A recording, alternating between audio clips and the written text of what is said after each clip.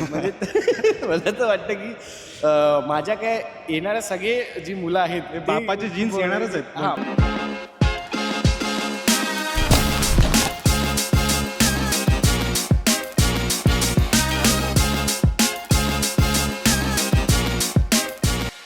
आपल्याबरोबर आहे नील सालेकर म्हणजे जस्ट नील थिंग्स. पहिले तर कॉंग्रॅच्युलेशन्स, मुलगी झाली, चांगली बातमी आहे. Thank you so much. पहिला प्रश्न तुला असा आहे की तुझ्या मुलीने जर तुला विचारलं की मला कॉन्टेंट क्रिएटर बनायचं आहे, तर तुझी ऑनेस्ट रिॲक्शन काय असेल?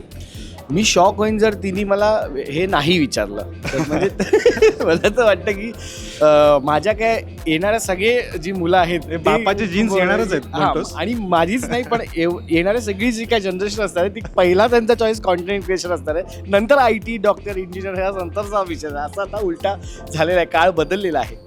पण तुला एक follow up question, are we romanticising content creation? अशी समज आहे लोकांमध्ये आणि असं वाटतं बिकॉज ही दुनिया ग्लॅमर फॉलोवर लोक फोटो सेल्फी काढतात ह्याची आहे ऑफकोर्स. आणि अगेन जसं आधी बॉलिवूडमध्ये होतं आता content creation is the new ती गोष्ट. बट जे ह्या फील्डमध्ये नाही आहेत ना त्यांना हे नक्कीच वाटू शकतं का अरे यांना काय डोक्यातून यांना फ्रीमध्ये सगळीकडे जायला मिळतं, फुकटचं ट्रॅव्हल, फुकटचे बार्टर, यांना पैसे नाही भरावे लागत, सगळ्या हॉटेलमध्ये जातात तर फ्रीमध्ये वडेवर गोष्टी म्हणजे संधी समोरून चालून मिळत आहेत, कमी कष्ट करतात हे लोक.